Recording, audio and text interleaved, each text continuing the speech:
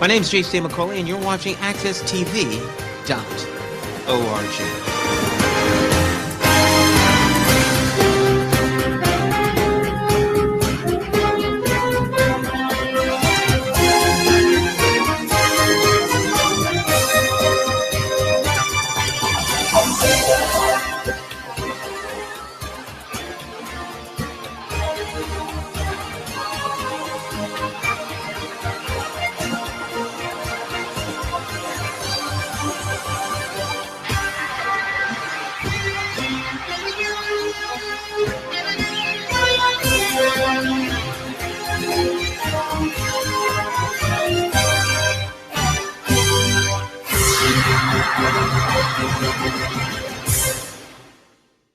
Good morning again. This is Jonathan Small, host and producer of Face to Face, and Face to Face is broadcast every single week live here at AccessTV.org studios in downtown Hartford.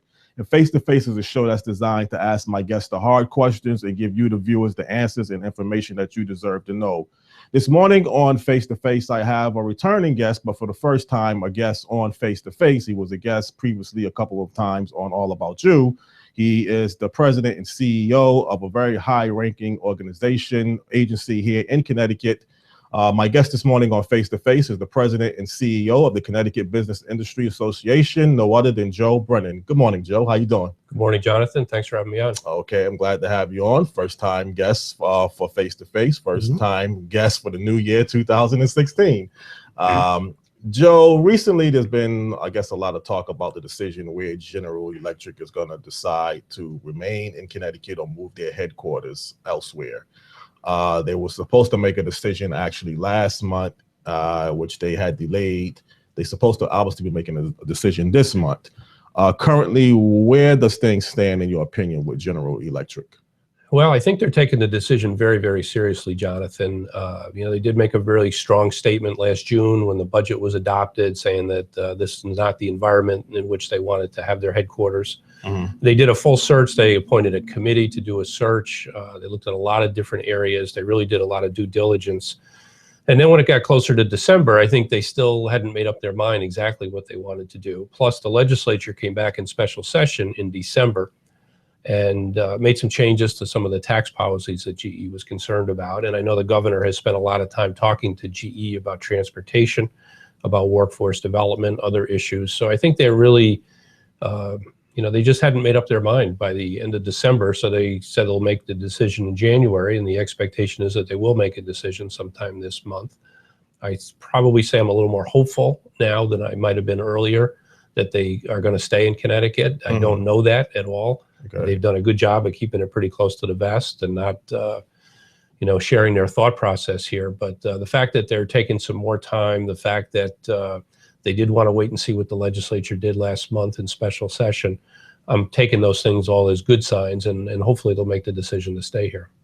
Joe, if you can kind of put yourself in General Electric's shoes the best you can, what would they see in Boston or New York that they really don't see here in Connecticut? Well, I think everybody was focusing on tax policy because this last budget year, there were some major tax increases on the business community. But the fact is, this year was just really a tipping point that GE and a lot of other companies had been concerned for quite a while. We talk a lot about the fact that Connecticut's business climate is not viewed as favorably as we would like it to be around the rest of the country. So when this tax bill passed, I think it was just kind of the straw that broke the camel's back for GE. And when they look at Boston or New York, they're a lot different than Connecticut. Connecticut doesn't have that big metropolitan area that Massachusetts and New York State have. Boston has done a great job really leveraging their higher education system to attract talent. And I think for any company like GE, talent is really their biggest concern. They want to attract the best and the brightest. And that's why it's so important that Connecticut keep working hard to make sure its higher education institutions, as well as its full education system, are as competitive as possible. But I think when they're looking at other locations, they're looking at an environment where they feel a little bit more welcome. And when you look at Boston in particular, because I think that's what it's really coming down to, because as I said, because of Harvard and MIT and all the other great institutions there, they're really attracting talent. There's a lot of technology companies that want to be in Boston, bioscience, other types of technology companies are going there. Boston's really growing at quite a great rate right now. Mm-hmm. So that creates a synergy. It's a little bit easier to hire people when you have more people around. Yes. It's kind of the same thing in New York City. So that's why I think it's a tough decision for them. Connecticut is a lot different than that. As I said, we're more a suburban community where they're located down in Fairfield. And I think they're looking for a little bit more stability from a financial picture. No state is in great shape. Massachusetts is looking at deficits too, but they haven't had this kind of ongoing situation of deficits followed by tax increases, followed by more deficits, more tax increases. And I think they're looking for a little bit more stability. But what they're talking about is an ecosystem where everything kind of works in better harmony than we have here in Connecticut right now. And I think we have made progress bringing transportation, housing, economic development together, so you have that synergy. But we've been a little bit behind where other states have been. Mm-hmm. But currently, right now, you're a little bit more optimistic about General Electric staying in Connecticut maybe than you were a few months ago? Well, I'd say I'm more hopeful. I can't say I'm optimistic because I don't really know what their thought process is other than what I just said. But I think I'm a little bit more hopeful. I know they were concerned about what was going to happen in special session. There were some things done then that I think will make the tax climate a little bit more favorable to them. I think the fact that the governor has put out an ambitious transportation reinvestment program is important to them because they're down in Fairfield County, so transportation is a big issue there, as it is elsewhere around the state. So I'm a little more hopeful than I was, but I don't know if I can say I'm optimistic, but definitely more hopeful. But then, Joe, there's also some other issues and concerns that all of the headlines is being focused right now mostly on GE, but there's a lot of other small businesses and industries, even to some degree.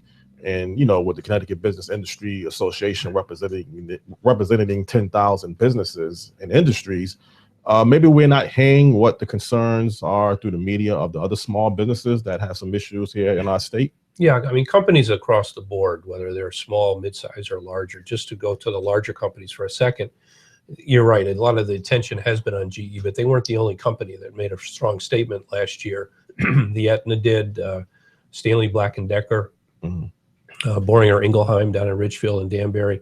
They all said they're rethinking their commitment to Connecticut because of what's been going on here over the last several years. So when those large companies leave, obviously there's a huge impact on smaller companies because a lot of small companies, their sole customer might be that large business. You've also got issues with mergers in the health insurance industry, both Aetna and Cigna right now going through potential mergers. We don't know what that's going to mean for job and employment here in Connecticut. But as far as those smaller and mid-sized companies, yeah, it's an expensive state to do business in. We also probably have a little more tougher regulatory environment than you have in other states. And frankly, we've had a legislature that spends, I think, more time looking at issues that make it more difficult to do business in Connecticut than to make it easier to do business in Connecticut. So you put all those things together, and regardless of the size company, they're struggling right now. Now, I still remain bullish on Connecticut. I think Connecticut's got a great future. I think we have tremendous economic potential, but we need to respond to the concerns that businesses are voicing if we want to make Connecticut the state that we all want it to be.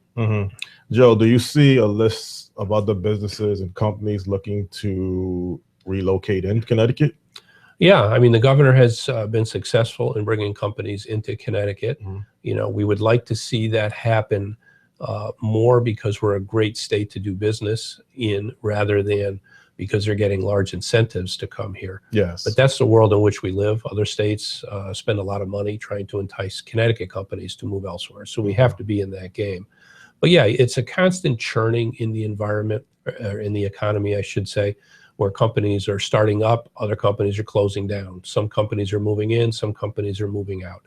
That's just the natural order of business. What you want to see is obviously more companies starting than closing and more companies moving in than moving out. And unfortunately, that hasn't been the case in Connecticut. We've been fairly stagnant with companies starting in and closing and with companies moving in and moving out. We need to be a little bit more aggressive in making our environment here better so you see more upside than downside. Joe, I know that as a president and CEO of the Connecticut Business Industry Association, you do a lot of lobbying, or you used to do a lot of lobbying to make sure that we have the proper policies and tax structures in place to make our state more competitive. But is there anything you can do individually or just as a president of Connecticut Business Industry Association to talk to businesses to kind of give them some type of feel of the future that this is a good state to stay in? Yeah, I mean, excuse me, that's what we spend a lot of time doing. We talk to our members every day, try to recruit new members into CBIA, and just try to be a public spokesperson for the organization and for our members. So coming on shows like this, making speeches, doing other media, things like that. We're out, not just myself, but our team is out in the media and in the public all the time. Doing two things, talking about, as I talked about earlier, that Connecticut has enormous economic potential, and that we have been and continue to be a great state to do business, but we're not as good as we need to be. Yes. And I think there's a lot of statistics out there that bear that out. Our job is not just to be a cheerleader for the state of Connecticut, because we wouldn't have credibility with our members if we just said everything is rosy. Right. Because they know everything is not rosy. So it's a fine line, Jonathan, and I don't, profess to always make the right decisions in every case, because you don't want kind of this doom and gloom feeling that can come out sometimes that everything is bad here. It's not. We've got tremendous things happening in Connecticut. I go to ribbon cuttings, companies opening, companies moving into Connecticut all the time. So there's a lot of good things happening. We're just not seeing it at the rate that we need to see it. In 2014, the last full year that was measured, Connecticut's economy only grew by 0.6%. So very, very slow growth. Rhode Island grew at twice that rate. Massachusetts almost 4 times that rate. Now, we did see some indications in the past year, in 2015, that those numbers are going to be much higher. So that would be a great thing. Employment is starting to come back. We've now gained back all the private sector jobs that we lost in the last recession. That's really good news. So there's a lot of good news out there, but we have to temper that with the reality that companies are facing, trying to do business on a day-to-day basis. So, we just try to be honest and direct, straightforward, tell things the way they really are, and then make recommendations on how we think we can make things better. Okay, Joe, those words are well taken. We're up on our first break. We're going to come back very shortly with part 2 of Face to Face, and we're going to get back into some more issues related towards the business climate and a few other questions that I have about Connecticut. All right, this is Jonathan Small. I am enjoying being back here in the year 2016, hosting Face to Face with my guests, President and CEO of the Connecticut Business Industry Association. And we're going to come right back very shortly. Thank you.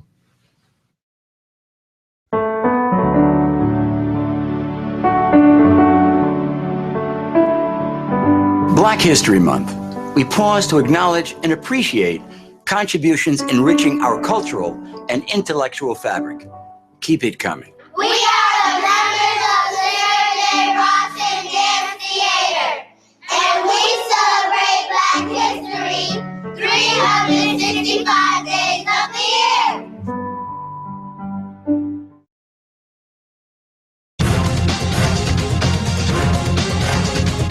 AccessTV.org. Stay tuned.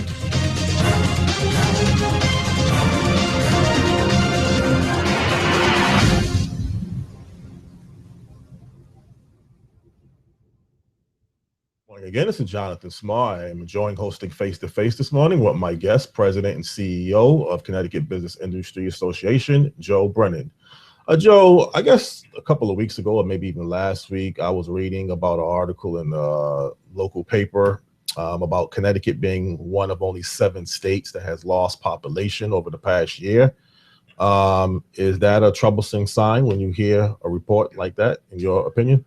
Yeah, it's a tough issue for a lot of different reasons. Partly, obviously, if you're representing employers, you want to have a big labor pool available of all different levels of skill, depending on the need of the company. So if the population isn't growing, it makes it more difficult to find the skilled people that you need. Now, Connecticut, being in the Northeast, is always going to struggle to keep people once they reach a certain age. They look to go south for better environment, Yes. weather environment. But the other issue that we have is, opportunity. Do people feel that there's enough opportunity here to stay in Connecticut, and can they afford to stay here? Cost of housing is always a big issue for people, particularly younger people. If you're looking to buy a home in Connecticut, that over the years has been a struggle for people because of the cost of housing here. So there's a lot of issues involved in it. Partly, one of the other things that we're concerned about is even if you, let's say, just round numbers, let's say you lose 2,000 people in a year. What that really might mean is you might have 70,000 people move out of Connecticut and 68,000 move into Connecticut. So you're only having a net loss of 2,000. But who's moving out and who's moving in? And the concern has been that a lot of people with wealth are moving out of the state of Connecticut. And the people that are moving in are all wonderful people that are filling jobs that maybe other people can't fill, but their earning potential isn't the same. Therefore, even though you're growing your employment levels, you're still operating at a budget deficit because people's incomes just aren't the same. Right. Or if you're losing high-paying manufacturing jobs and you're replacing those with lower-wage service jobs, then even though your population may remain stagnant, you're not really growing the economic pie. So it is a concern. It's not an easily solved problem. In this day and age, people are incredibly mobile. Yes. It used to be when I was younger, people might go to New York or Boston or Washington, D.C., but now they go all over the world. Right. And it's so much easier for them to go anywhere around the world. And there are other areas are viewed as a little more exciting than a lot of parts of Connecticut, being a little bit more of a, a suburban community.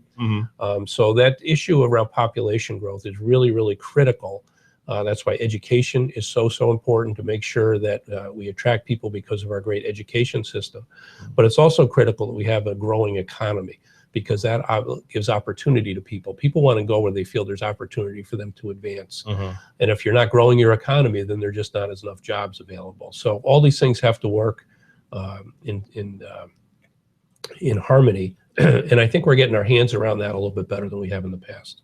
Well, Joe, one of the cities in Connecticut that has grown maybe moderately or steadily has been Stamford, Connecticut. I mean, we're not talking about a major hundreds of thousands of people moving into that city, but they have grown over the past decade or so. But do you see that as just being maybe one small example, but not enough to really have our population growth with good people with, well, like you say, the wealth growth of growing? Yeah, I mean, Stamford has done a good job developing their waterfront and other areas. Excuse me, I got a little winter cold here. Okay. Good job putting housing along the waterfront. And so you have a lot of people that actually might work in New York but live in Stamford. So they've done a good job, I think, attracting younger people and providing opportunities for people, a little bit more exciting nightlife than some other parts of the state have done. So yeah, it's just an example of what can be done. New Haven, obviously being dominated so much by Yale University, tries to do a lot to attract younger people and to keep people in Connecticut once they leave. Hartford has kind of got an underbelly that a lot of people don't know about, but a lot of young people living in the city of Hartford now. Even some older people, as they retire, want to come into the city of Hartford now.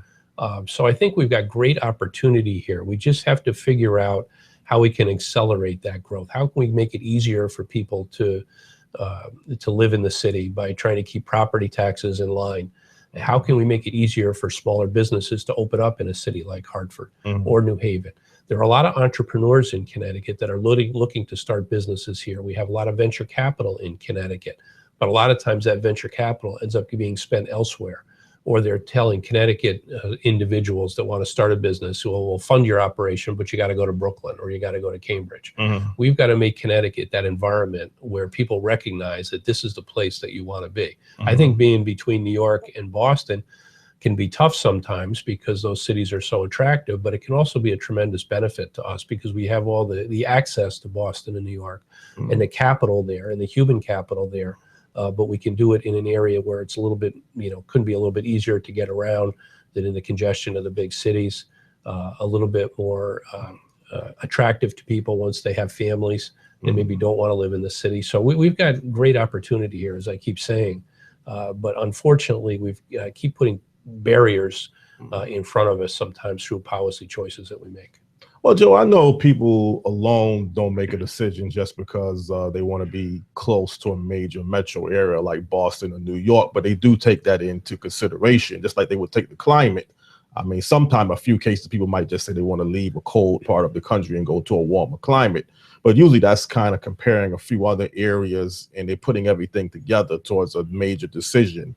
And when you're still concerned that we're not getting the wealth base, or we're losing a lot of wealthy people from Connecticut to other states, and we're not able to keep our young professional talent in our state, those still are two of the major demographic segments that we have to find a way to be more competitive, in your opinion, to really make Connecticut this strong long-term state? Yeah, there's no question about that. You know, these statistics are a little bit old now, so they're maybe not exactly accurate, but I think it paints the right picture. Connecticut has, the latest number I've seen, the 7th oldest population in the country. Okay, so we do have people that are aging, a lot of baby boomers here. So what are those people going to do as they retire? Are they going to stay in Connecticut, or are they going to leave? And we also had a statistic, and this is a little bit older and hopefully not accurate anymore, but at one point we were in the bottom, the 50th out of 50 in growing our younger population. Now, I think we've done some things through improving higher ed and other things in Connecticut to offset that a little bit. But just picture that if you have a very aging population, but not a growing younger population, who's going to be filling the jobs? Who's going to be paying the taxes to support government? So that is a big concern. And, you know, the governor is aware of that. A lot of people in the legislature are aware of that. We're trying to figure out how you can really address that. And as I said, it pulls in housing, it pulls in transportation, it pulls in economic development, it pulls in all those factors that you talked about. You're right. When people are looking to make a change, an individual, it's very similar to what GE and other companies are looking at. It's not just one factor. You're looking at a whole host of factors.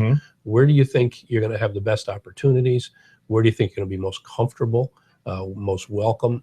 All those factors enter into a decision, whether it's an individual looking to relocate or a company looking to relocate.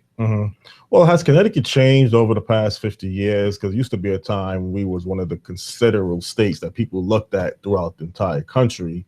I mean, we've never been really one of the larger population states, but we still, to some degree, had this type of image that people looked at Connecticut as a destination. But maybe over the past couple of decades, through the Sun Belt and other areas of the country, they are not putting Connecticut in that same category that they used to. Do you see it that way, or does it? Well, yeah, I agree with you, and I think there's a lot of reasons for that. I think some ways we got a little bit complacent in Connecticut as states, particularly in the South, really improved their infrastructures, improved their education. They made it more attractive for companies and individuals to move. You know, 50 years ago, Charlotte, North Carolina was nothing like Charlotte, North Carolina now. Atlanta, Georgia, Charleston, South Carolina, Nashville, Tennessee. You know, there's the old days, and maybe some people still look at it this way. I think if you want to go south, you know, good riddance. You know, go live in the South. Quality of life is terrible. That's not the case anymore. The quality of life in many areas of the South, and I'm only talking about the South right now, but it's true in the Midwest and the far West, as well as other countries around the world. You know, the quality of life has improved quite a bit. So Connecticut still has a great quality of life, but maybe our advantage in that area isn't quite as great as it was 50 or even 20 or 30 years ago.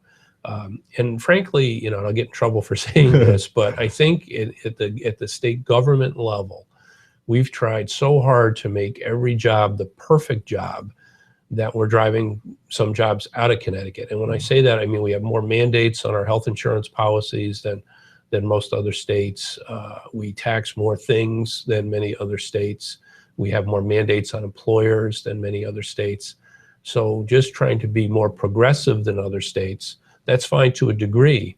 But if you become more progressive to the point where you're making it more expensive and more difficult to do business here than elsewhere, then people will choose to go elsewhere. And I think that's largely what we've seen over the last 20 years or so. And that's one reason why we haven't seen the growth that we need to see. And it's not to say you want to have, you know, jobs that are unsafe or don't pay well or don't have good benefits. You know, we get that. But Connecticut is a leader in paying good wages, or leader in paying good benefits, a leader in having a good environment, a leader in having safe workplaces. We do all those things. But employers do that because they want to, not because they're mandated to, because they do care about their employees.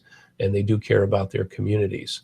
So the companies that are here really want to be here because it's not easy. Yeah. So what we need to do is not back away necessarily, but stop adding new things all the time, new mandates, new burdens, new costs all the time, particularly at a time where you're ranked not that well when people look at state business climates. Yes. Joe, we have another break we're going to take. We're going to come back with the last segment of Face to Face. I really appreciate you coming down this morning, providing a lot of critical, important information. And we're going to come back very shortly. Okay. This is Jonathan Small. Again, I am enjoying hosting Face to Face. We're going to come back with our last segment of Face to Face shortly after this break. Thank you.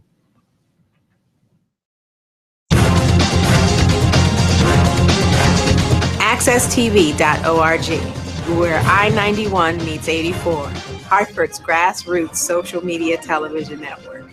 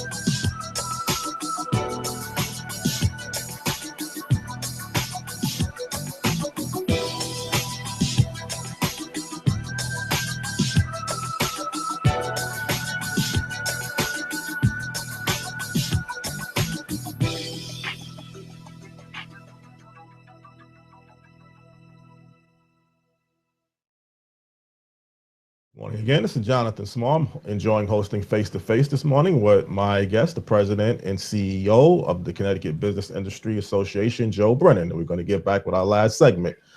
Joe, when people start the new year, sometimes they want to be optimistic. They want to believe it's going to be better than the previous year. But I guess a few areas people obviously in Connecticut will look at is employment. Is Connecticut going to be able to grow jobs? Is it going to be easier to get employment going into the new year? In your opinion, expertise, do you see Connecticut adding jobs, making employment more accessible going into the new year? I think we're going to continue to see job growth in Connecticut. And we did see, relatively good job growth in 2015. Obviously the final numbers aren't in right now, but we did see good progress. As I said, we've gained back all the private sector jobs that were lost in the last recession. We lagged behind the rest of the country in doing that, but at least we hit that milestone. Unfortunately, we did see some ups and downs in 2015 where we grow jobs one month, lose jobs the next month, but on balance, we ended up with a net gain. So I'm hopeful that we'll continue to see that in 2016. We do have some challenges, not just Connecticut, but the global economy, the regional economy.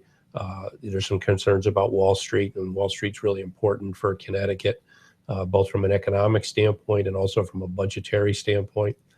So we do have some challenges out there, but I think, as I've been saying, it really depends on if we look at 2015 as a one-off or do we look at 2015 as a turning point.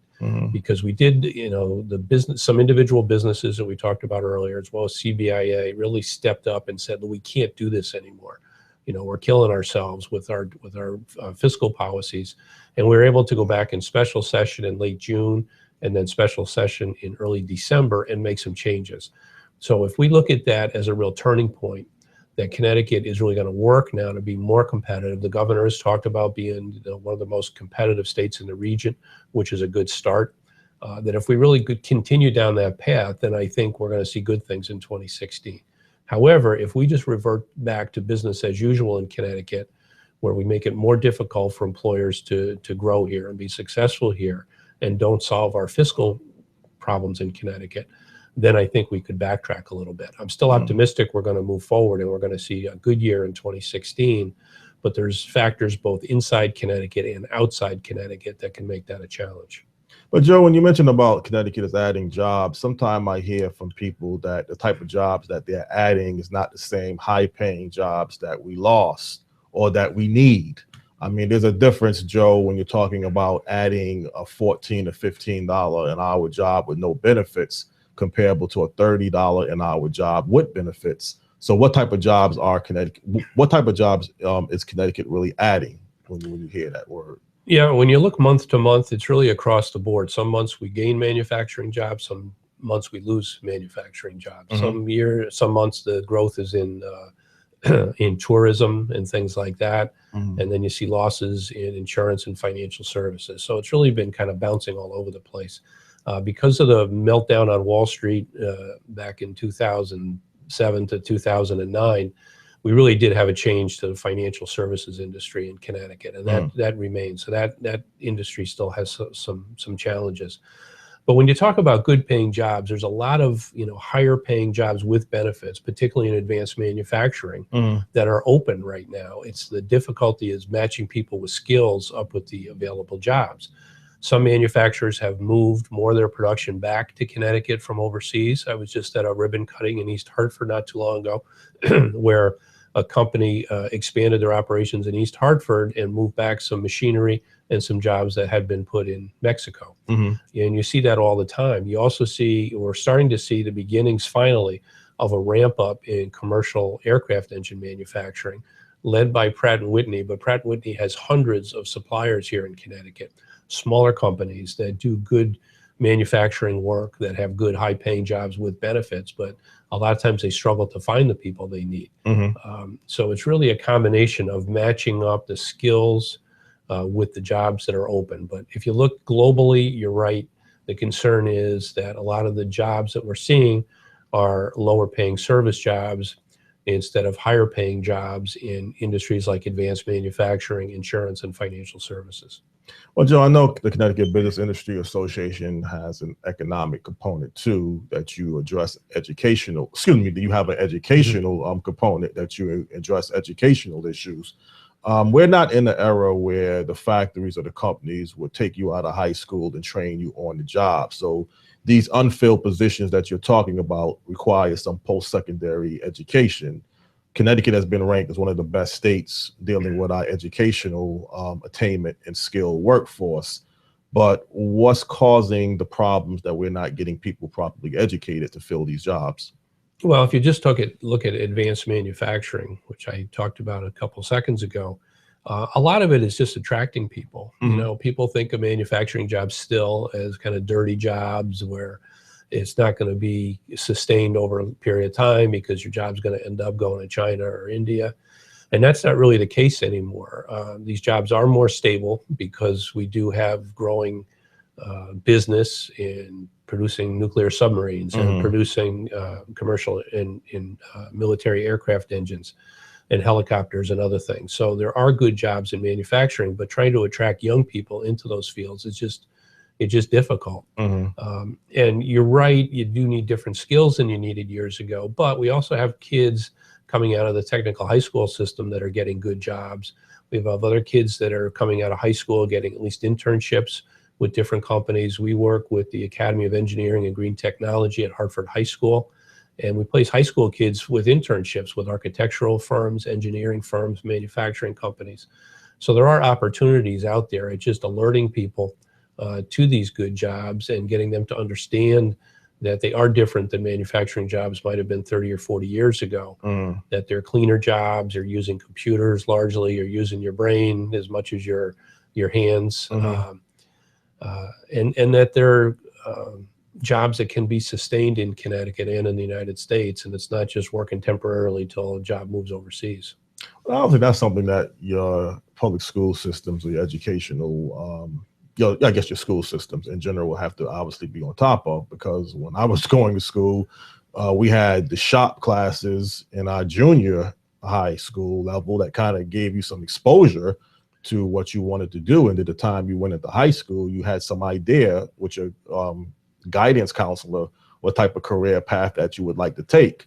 I don't know if we have the best vocational educational school system comparable to maybe Germany, but certainly we do have the vocational trade schools out there, and we do have, charter schools. But your educational system has to really be on top of this issue if they really want to provide the skilled workforce. And there's no question. I mean, that pipeline, we talk a lot about a pipeline, just having that pipeline of people moving into the workforce at all different levels. Engineering is really, really important, but you also need people that can run machines. And I know you've had Andrea Comer, the executive director of our Education Workforce Partnership, on your show.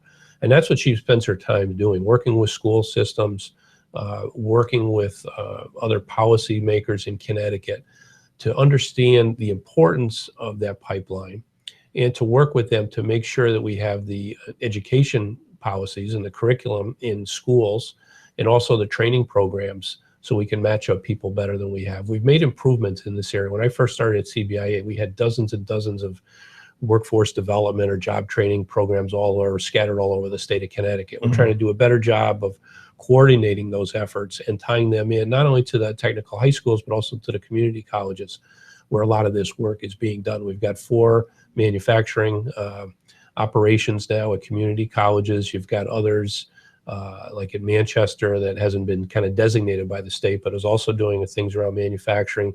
On the private side, you have Goodwin College and others that are looking at advanced manufacturing. So you've got a lot of attention on this area now. But part of it is getting guidance counselors that you talked about, understanding about manufacturing jobs, also parents. A lot of times they'll tell their kids, no, you don't want to do that, and educating the kids that these really are great opportunities for them. And as I said, we work with the Academy of Engineering Green Technology over at Hartford High School, and there's just tremendous things going on there. These kids, I was just over there a couple weeks ago, and these kids are doing stuff I couldn't do in a million years because they're getting really good education, they're really getting really good guidance, really good mentoring.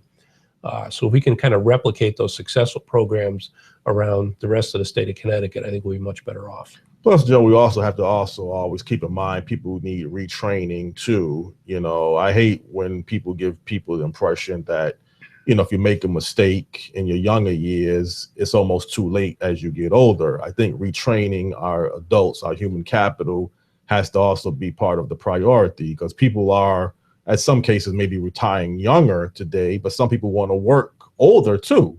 So the retraining aspect is also something that we have to also keep in mind too. Yeah, you're absolutely right. The other thing I would add to what you just said is that people change careers a lot more now than they did when I was younger. You might spend 30, 40 years with the same company, or at least in the same industry. Nowadays, people change much more frequently. So being able to do that retraining is really important. And there's all kinds of good progress going on, not just for people changing careers, but people maybe looking to start a career. We've been very supportive of the Governor's Second Chance Society initiatives, because there's a lot of people that are just kind of recycling through the prison system. So taking nonviolent offenders and giving them good opportunity, both from training, but also having opportunities to get employment when they come out of the correctional system.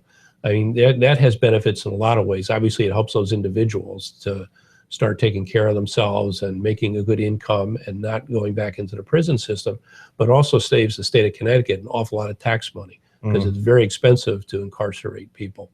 And we've looked around the country and identified programs that have been successful in other states, particularly down in Florida, where they have a very, very low recidivism rate, under 10%. So if you're having less than 10% of the people cycle through your system and continually, but more than 90% coming out of that system and being trained and getting good jobs, I mean, that is a benefit for everybody in society. So we're supportive of what the governor is trying to do there, and that can help employers by having a greater pool of people to choose from, because you have more people with skills because of those training programs.